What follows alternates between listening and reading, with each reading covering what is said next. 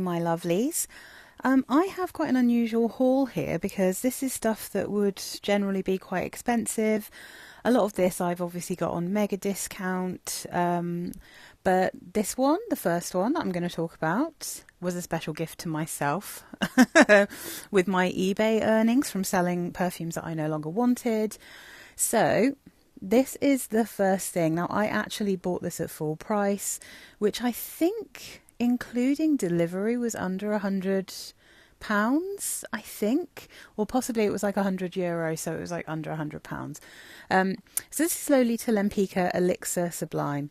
This is a perfume that they released in 2018, but they have since just re-released it onto their website. You can get it on its own. I think it only comes in these 50ml bottles. But it was almost exactly the same price to get this special box as it was to just get the regular box. So this is the lovely set that I got. So this is the bottle with a pen spray. I think it's like 7.5ml or something, the pen spray. But it all comes in this rather lovely box. So this is what we're going to talk about first. So I'm going to change my setup and then I'll be back shortly so you can see this bottle a bit better. So here is the fabulous golden elixir bottle. Now, I have smelt this before. A long time ago, I had a sample of this, and in my Lolita Lempicka video, I said, I don't really like this. It's got that kind of pink, sugary, vanillic vibes that I don't enjoy. Now, things have changed for me over the years. I have become much more accustomed to enjoying vanilla in perfumes and a certain type of kind of perfumey vanilla that I didn't used to like. And because I suddenly started liking things like Choco Musk and also Pink Sugar, I was like, I'm going to retry this Elixir Sublime because I love Lolita Lempicka perfumes and I have quite a big collection. And I thought, while they've still got this out, it might be limited edition, I'm just going to give this a go and see how I feel about it now, knowing that if I needed to, I could probably sell this on relatively easily. But I'm not going to because I think it's beautiful and I also think it's rather sexy. So this Elixir Sublime is basically a more vanillic version, and kind of, I can't say it's darker because I feel like Lolita Lempicka already has a bit of a darkness to it, but it's definitely got a bit of maybe a bit more vampy. It's maybe slightly less like a fairy tale perfume and a little bit more seductive in a kind of little black dress way rather than, you know, rather than like a vixen or a dark fairy, you know. It's like, it's what you'd wear if you were wearing leopard print, you know. I feel like Lolita Lempicka is like when you're wearing purple velvet. So Elixir Sublime, the notes that they give you anyway are top notes of licorice, middle notes violet, cedar and jasmine, base notes vanilla, tonka bean and labdanum. And I would say this still definitely has some of the feel of the original Lolita Lempicka. Absolutely, you're still getting that licorice, you're still getting some of the violet. It's definitely still got the a little bit of the DNA from the original perfume, but this is definitely much more vanillic. It definitely is a bit more creamy. I'm just going to show you close up the little spray of this, the pen spray, so you can see the colour of the liquid. So you can see this is a very kind of dark, deep, browny golden liquid because there is so much vanilla in this. Like if you have, as I do, Lolita Land from Lolita Lempicka, then you won't be surprised to see their more vanillic perfumes get like super dark. And there is no denying that this definitely has a little bit of a feel of Pink Sugar, although I think it's less fruity for a start. Pink Sugar has that kind of quite obvious strawberry note in it to me, those berries. So this is kind of, it's a bit smoother, it's a bit creamier, it's a little bit kind of, weirdly, it smells more floral to me.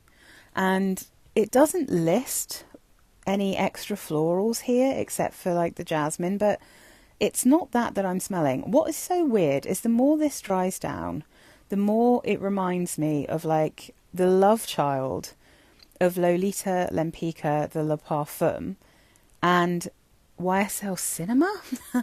Now, I feel like that might be a bit of an odd mixture, and some people might think I'm crazy, but I did check it on Fragrantica.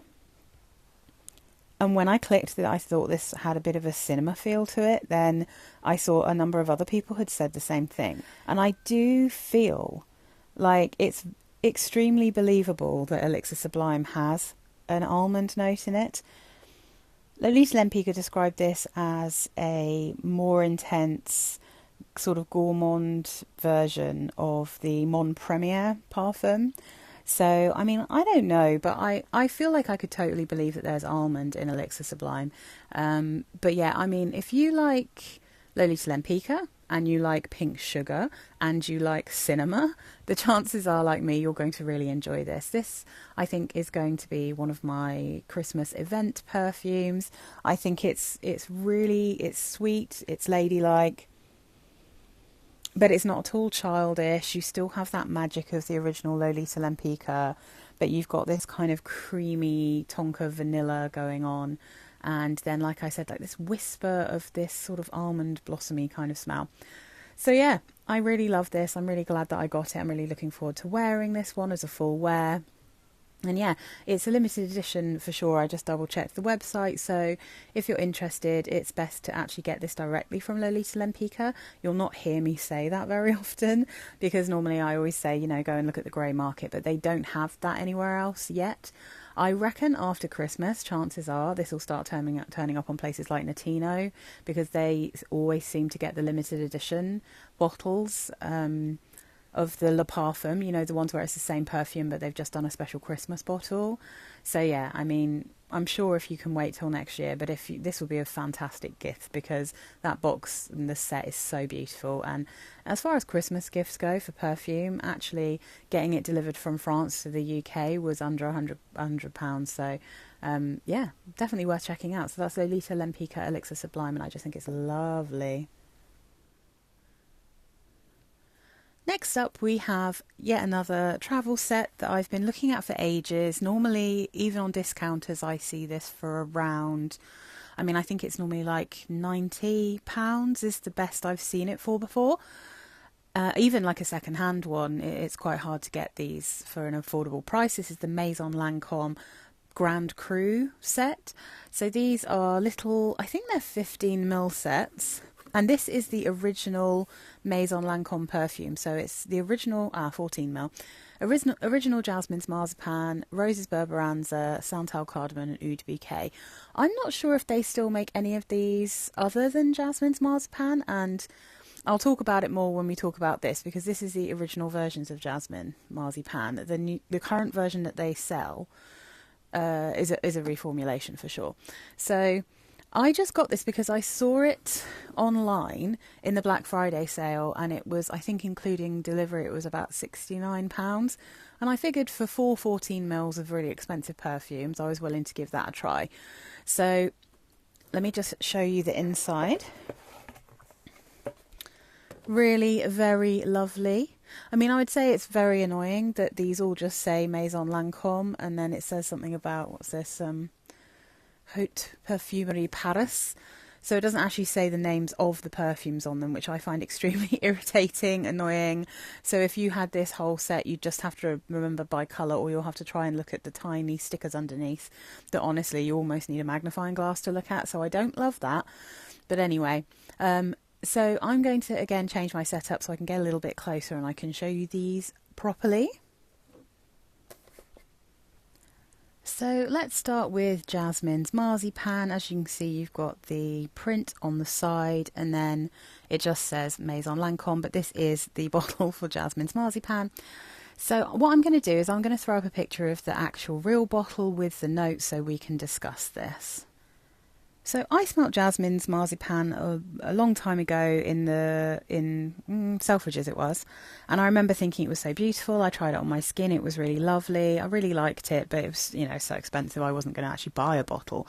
I also remember by the time I got home from Selfridges, well, after about an hour, getting home and thinking, oh, that really reminds me of Pure Poison. So I was just like, okay, that's interesting. Pure Poison's more affordable, and they're both by exactly the same perfumer, which is Dominic Ropion. So I never really thought to buy it, but I ordered myself maybe a year or so ago a little sample size of Jasmins Marzipane, an official carded sample. And it just didn't smell the same. It was screechier, it was sharper, it wasn't as sweet, it wasn't as creamy. It just didn't have the same magic to it. Although on the plus side, if you really like the current formulation of Jasmin's Marzipane, there is a perfume from Jeanne en Provence called Jasmine Secret, which smells very similar to it. So I would highly recommend trying that one if you like the current formulation and you don't want to spend a fortune. But anyway, so what I did know is that these little Grand Cru and any of the 15ml bottles are the original formulation. You can't get the new formulation in this set or in this size. So I can really smell the difference here. This is how I remember it smelling. It's got jasmine, sambac jasmine, almond wood. It says almond wood, musk, bourbon, vanilla, cashmere wood and sandalwood. I'd say this also has a really creamy almond note. I mean, it does smell like jasmine, but I swear to God, this smells like there's a little bit of orange blossom, maybe a little bit of gardenia. It has, I mean, I wouldn't be surprised if there's a tiny hint of tuberose in here. It really does smell like the same florals that are in Pure Poison. And in particular, this original formulation reminds me of my Pure Poison Elixir, which is a sweeter version, an almost kind of slightly nod to gourmand version of the original Pure Poison that has a sprinkle of cocoa powder. Now, I'm not getting cocoa powder from this, but I am getting a gorgeous, heady floral with a almondy, creamy, musky dry down. It's very pretty. This would be a perfect wedding perfume. I mean, the new version, maybe, like in spring and summer. I just don't like that version as much. I think it's gone down the kind of Lancome kind of screechy road that most Lancome perfumes like smell quite poisonous to me. But this original one is so beautiful. It's really pretty. I mean, the thing is with this though, because I've got a really good dupe of the original Poison called from Saffron London called Mamba Juice. I really love that one. That really smells like, I think, the older version, one of the older formulations of Pure Poison. But because I have Pure Poison Elixir, I don't feel like I particularly need to keep Jasmin's Marzipane. So I think maybe this is one that I will just not keep hold of, just because as much as I like it, it is part of a set. So I'm going to talk about the rest of this set now, and you'll understand why I think I probably won't keep this one, even though I think it's lovely. I would probably wear it. Like I said, like perfect to wear to someone's wedding. Like, it's really beautiful. But again, I can probably wear my Pure Poison and get pretty much the same effect. But it is noticeably so much nicer than the version that they currently have. And it's a real shame that they changed this, because this is a Ropion classic. But it smells like him. It smells like his white floral, sweet, musky, almondy perfumes, you know. That's just very much smells like his exact style. So that's Jasmin's Marzipane from Maison Lancome. Next up we have Rose's Berberanza. So again, you've got the lovely decoration on the side. Again, I'm going to put up the full bottle of this with the note so you can see, but this is the little 14ml of Rose's Berberanza. I'm going to read you the notes before I tell you what I think about this one.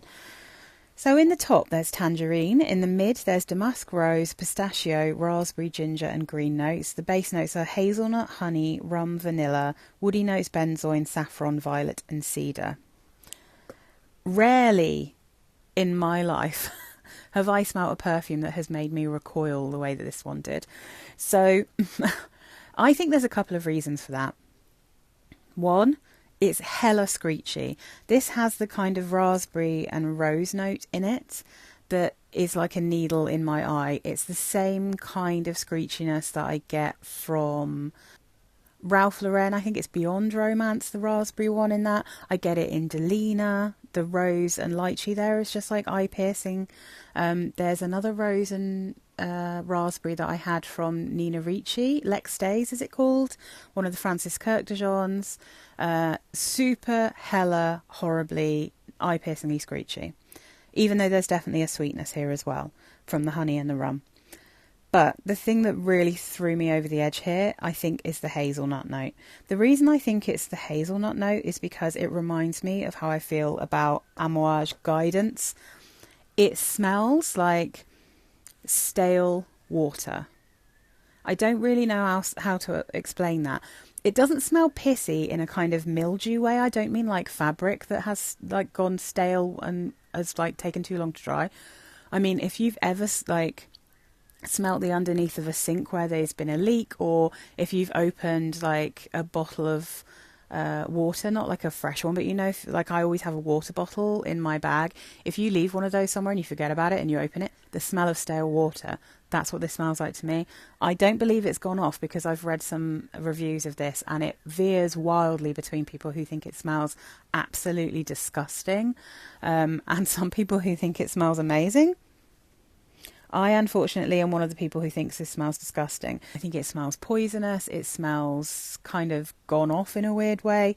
Someone else here has said that for the first 10 minutes, it smelled like cheese, nuts and vomit. And I mean, again, like, I'm not the only person who is thinking this is absolutely not the one.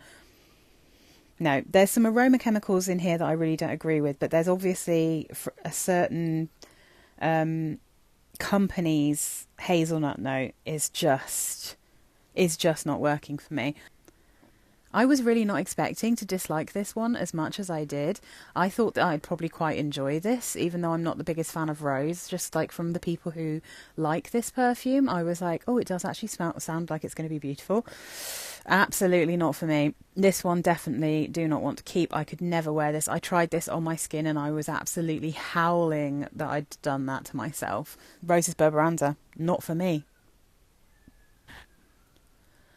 Next up we have Santal Cardamon. There you go. Again, it's got the lovely design on the side. So Santal Cardamon, I was like, I think I'm probably going to like this one. I like sandalwood, I like cardamom. If those are the main notes, then probably I'm going to quite like it. Again, I'm going to throw up the actual bottle and the notes now so you can have a look. This is a perfume that I would describe as heartbreaking, because when I smelt these on card, this is Amandine Clerc Marie. Apparently, I don't really know her as a perfumer, but that's what Fragrantica says, so I'm assuming she is the perfumer. Unfortunately, Rose's Berberanza didn't have anyone listed, so I don't know whose perfume that is, but I genuinely went on to check if it was Quentin Biche, because that's how poisonous it smelled like. It could be a Quentin Biche perfume. So Santal Cardamom, though, on paper, was my favourite of these four perfumes. I was so excited about it. I absolutely thought it smelled delicious. From the cap, it's beautiful. It's got a very strong cardamom. It's got a classic smelling, yummy sandalwood. There is a gorgeous sweetness here, and like this calming kind of zen-like quality to it, which I love. So the notes are pink pepper, mandarin orange and bergamot in the top. Mid notes are cardamom, liquor, orange blossom, pepper and neroli. Base notes sandalwood, vanilla, leather, amberwood, cashmere and birch and patchouli. Now, on my skin, this was a whole different thing. On my skin, this went super tarry. And I was so sad. I was just like, it smells so beautiful on paper, but my skin is bringing out this kind of poisonous smell. I was gutted. So, smelling this again. Now that I'm smelling it, knowing that there's a tarry thing there, now that I can look for it, I can sense there's that slight tarry aroma chemical going on here, which I think is some kind of ambroxany or ambrofix or something like that. And it really comes out after you've had this on, well, after I had this on my skin for about 5 minutes. So unfortunately, despite it having this incredibly lovely kind of syrupy, sweet, I wonder if that's the liquor. But you know what? This is really interesting. I'm smelling this now. Now that I'm smelling this again, I am getting something familiar from this, which is maybe not going to make sense. But the overall profile of this, because I was literally about to say to you, it's got a honeyed quality to it, which I really enjoy. And now I'm realising it's kind of reminding me of Terra de Lumiere from L'Occitane. And not the Eau de Toilette, the EDP, the original. It's got extremely different notes. And I can't see that anyone else has suggested that. But the overall profile of Santal cardamom is kind of reminding me of Terra de Lumiere, which is a almond, lavender and honey perfume. Yeah, it totally is. Oh my God. Okay, so this is not as tragic as I thought, because I actually have 2 bottles of Terra de Lumiere. I have the original beautiful bottle, and I also have the new not so beautiful bottle. I don't know. I don't know how these 2 things remind me of each other, but somehow... yeah, that's what it is. That's what it is it's reminding me of. No wonder I was enjoying it so much, because I really like that perfume. In fact, it's a bit of a love of mine. I actually love that one better in warm weather. But yeah, so, okay, this is easier for me to not keep now, because I've got something that kind of reminds me of it, and this reminds me of the thing that I have. So, okay, all right, so Santal cardamom. I was heartbroken. Now just making this and thinking about it, I'm less heartbroken. So yeah. If you can't get hold of this, weirdly, maybe try Terra de Lumiere. It has got a very unusual smell in Terra de Lumiere, which, now I'm thinking about it, like you totally imagine there's cardamom in that. So crazy. Anyway, yeah, so this is going to be not staying with me, unfortunately, because that tarry aroma chemical really bothers me. But if it wasn't for that, this would be gorgeous, and it would be my favourite of all these perfumes.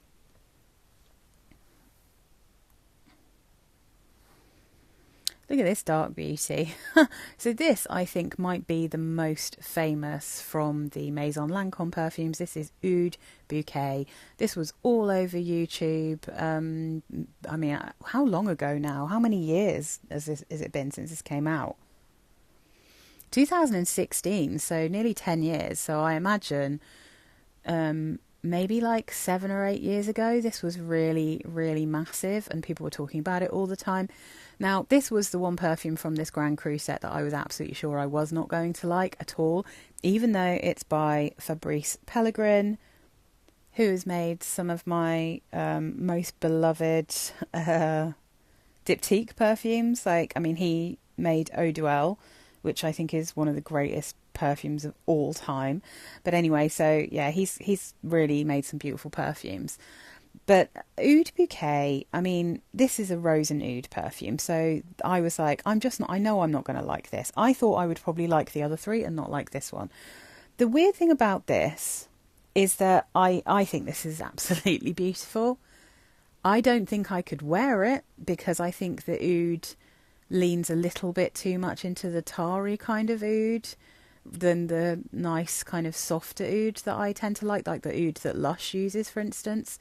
That I find a little bit smoky. This one is maybe just a little bit too tarry, a bit too rubbery, kind of burnt woody smelling to me. But it's not like barnyardy at all. But man, I'll put the notes up. I'll put the notes up now. So the notes are praline, agar wood, vanilla, rose, gaiac wood, and copobalm. I don't know what that is, but I mean, yeah, some kind of balsamic resin. This is so beautiful. Like, if it had a slightly different type of oud, I'd be really into this, and I can't believe that, because the kind of yummy praline and rose combination that's going on here is so gorgeous, and it's so sweet, and it's like syrupy and thick. And it's got a little bit of a balsamic note, but it isn't screechy. It's not like sharp or piercing. It's not vinegary like it is in Rose's Berberanza. It's so beautiful. I cannot believe I'm saying this. It's so far away from the kind of perfume that I would normally gravitate to. I'm not a massive fan of rose perfumes most of the time. Very fussy about rose. And generally speaking, again, unless it's when it's very gently done in a lush perfume, I tend not to like oud.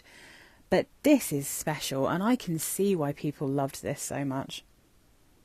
I'm sure there's some people who do still love it. Like, I feel like if I could find a version of this that smelled almost identical but didn't have that oudy note, I would be all over it. I would love it. It's just beautiful. So, I mean, I think Oud Bouquet smells classy. It smells... I mean, I guess it's kind of unisex, but I feel like because it's so syrupy sweet, my brain automatically goes to this smelling a little bit more feminine. But because of that tarry, oudy smell, I guess it does lean into the unisex category. But I really think it smells like a beautiful special occasion perfume. And yeah, I'm just going to have a quick look at what it's compared to, because this is the weird thing. I've smelt loads of perfumes that are this kind of perfume, but none of them smell good the way that this one does to me. So obviously Shagaf Oud is a classic dupe of this. I think that's Swiss Arabian, but I mean, Swiss Arabian use that tarry aroma chemical in amounts that I find absolutely unbearable, so that wouldn't work for me at all. There's a Van Cleef & Arpels called Oud Blanc, which apparently smells like this one. There's a Joe Malone Velvet Rose and Oud that apparently smells like this one. So that's what I mean. Like, I feel like I've smelt so many affordable perfumes that are a sort of dupe of this in a way, of Oud Bouquet. But I've never really enjoyed any of them the way that I think. I mean, I cannot believe how much I thought that this was so pretty. Like, really. And yeah, I wish I could just find... I mean, I'm probably going to have to do a little search for a rose and praline perfume and just see if I can find anything that has... It smells so expensive. You know what I mean? Like, Rose's Berberanza smells like trash to me. Santal Kardamon smelled expensive until it got tarry. This version of Jasmins Marzipane, the original formulation, smells expensive to me. But it doesn't smell like... It doesn't smell Maison Lancome prices expensive. It smells Dior Poison expensive. Do you know what I mean? Oud Bouquet smells like it should be an expensive perfume. Fabrice Pellegrin is such a fantastic perfumer, man. Like, when he hits the nail on the head, he hits the nail so hard on the head. Like this... I keep sniffing this and not wanting to get rid of it, but I just feel like, I don't know, I just don't think that I would be able to wear it because of that slightly tarry oud, even though after an hour or so it's calmed down and the rose and praline is taking over. I mean, look at the colour of this juice. It's such a stunner. I mean, I can't believe it. Every time I've seen people talking about Oud Bouquet, I've been like, well, no, that wouldn't be for me. I wouldn't like it. I think it's amazing. So I'm really thinking about this at the moment because my options are I either get rid of all of these, I think, or I keep Oud Bouquet and I keep Jasmins Marzipane. And then I sell the other two separately, but I don't know. I might have to, now it's dead of winter, give this a go and see if I can cope with the oud in order to get to that most beautiful, one of the nicest rose perfumes, honestly, I have ever smelt. When it dries down, just the most beautiful, jammy, sweet rose. So yeah, that's Oud Bouquet, an absolute shocker to me. I can't believe how much I like this one. So yeah, there you go. So that is the Grand Cru set of the Maison Lancome perfumes. I think this is just going to be sensible for me to pass this whole box on. I think selling them individually is probably going to be a little bit of a pain. So, you know, because I could technically keep Jasmins Marzipane and get rid of the ones that don't work for me. But as I said, it's so reminiscent in so many ways to... perfumes I already have that I just, as much as I think it's really beautiful, I think it just makes sense to kind of send things off in this, you know, and just actually just sell this whole Grand Cru. But it was really fun to smell these, really interesting to smell what people talk about all the time, because I see people talking about Oud Bouquet, obviously, and I have for years seen people talking about that. I've not seen many people talk about Santal Cardamon, which is interesting. And Rose's Berberanza, I know a few people like that one. Jasmins Marzipane is kind of a classic, a Ropion classic. But yeah, I think probably I'm just going to put this back together. I'm going to make sure it's nice and padded, and I'm probably just going to pass it on to someone who would also really, really like to try these perfumes, or someone who knows they like them and just would like the original formulations of these old classics. So yeah, that's the Maison Lancome Grand Cru perfumes. This little guy was an eBay purchase, but I did the classic thing. I went into store, I think it was John Lewis, where you can actually smell the... They don't have the red cap, but they have Dolce Gabbana Pour Femme, which is what this is. This is the original Pour Femme, not the Intense. I don't think they make that anymore. So I smelt it, I tested it, I really liked it, and I thought this might be my one and only Dolce Gabbana perfume. So I wasn't going to buy it full price because it is still quite expensive full price, but I managed to get this on eBay, I think, for under £30 for this 25ml, so I was very happy with that. I might have had a voucher actually. I think the best price I found this 25ml bottle of Pour Femme was maybe 35. So I think that's kind of the price you're looking for a bottle of this. But it does last quite well. We'll talk more about it. I'm going to take it out of its box, and again we're going to get up close and personal with this lovely bottle. So here is the lovely bottle for Pour Femme. This is the original Pour Femme. This original perfume, I mean, this is probably a reformulation by now, but this came out in 2012. Quite a long time, I think, because I think this was the second feminine perfume from Dolce & Gabbana after Red Cap. And Red Cap, I think, was like very early 90s. So yeah, I mean, interestingly, they do both smell like they've come from the same house. I would say they both have quite a specific, slightly vintage, but more like classic and sophisticated perfume smell. Now, I think if you wore this at the wrong time, it could be a little sickly. I mean, this for me is definitely slightly cooler weather kind of perfume. And it also, for me, it feels like a really good event perfume. Again, the sort of thing I'd love to wear to a wedding or some kind of nice family event or even a work event, because I do think this smells quite professional, even though it's very sweet. So the notes in this are top notes of raspberry, neroli, mandarin, orange, middle notes of orange blossom and jasmine, base notes marshmallow, vanilla, sandalwood and heliotrope. So I do get quite a lot of florals here. This is a floral perfume. You do get a sweet powdery marshmallow. The more it dries down, the more I get a bit of raspberry. I think it's very pretty. I think it's a good balance between being fun because it's got that sweetness and that fruitiness, but also it still smells quite sophisticated, this one to me. I feel like if you can imagine Ari, or maybe even Sweet Like Candy, but maybe like Ari or Sweet Like Candy from Ariana Grande, if that's like the daughter, I feel like Pour Femme is the mum. You know, this is like what the mum would smell like. So I don't think it smells anything like Love Don't Be Shy, even though it has a few similar notes. That one is much stronger, much more syrupy. It's, I think, probably even sweeter. It's very floral, but in a very different texture. I think that Pour Femme, and this is a warning to those of you who don't like baby powdery perfumes, I feel like this has a little bit of a baby powdery smell. I think there's maybe something about the heliotrope here, mixed with that powdery marshmallow and then with those other florals. And even to a certain extent the raspberry, because I have a few perfumes that are like powdery, like raspberry and flower perfumes that really smell like baby powder of some variety, or like body powder.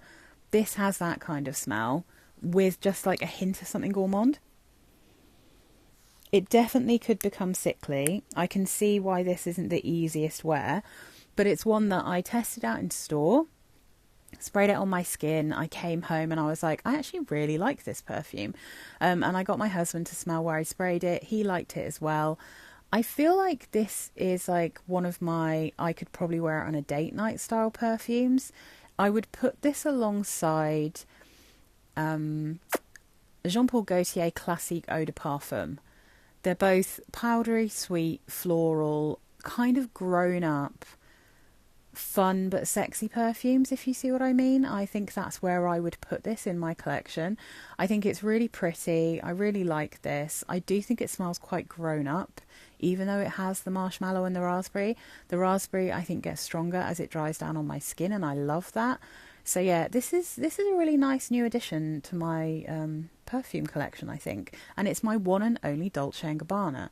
So I think it probably will continue to be my one and only Dolce & Gabbana, because after the red cap and this guy, they got a bit chemically for me, and they've never kind of moved away from smelling a bit poisonous in any of their newer perfumes. So this is probably going to remain my one and only D&G perfume. So yeah, I mean, let me know if you have this down below. Let me know what you think of it. But yeah, it's a bit of an oldie, but I think it's a goodie. So yeah, it's really cute. Dolce & Gabbana Pour Femme. So this little package is very, very random. I'll take them out and I'll talk about them. But like, so we have the McDonald's app. A lot of people do, obviously, because McDonald's very popular with children, and my stepson really likes McDonald's, so occasionally when we have him for the weekend, we will treat him to a McDonald's. And when they were doing that Monopoly thing, we were just collecting all the Monopoly little card things. We put it on the app, and I won this, which is Groom. I'd never heard of them before. They're like a kind of lifestyle and body care company. So obviously it was something like win a self-care set from Groom. So I went to have a look, and like, my skin's pretty fussy about things like moisturisers, and I also don't want to fall in love with any expensive moisturisers.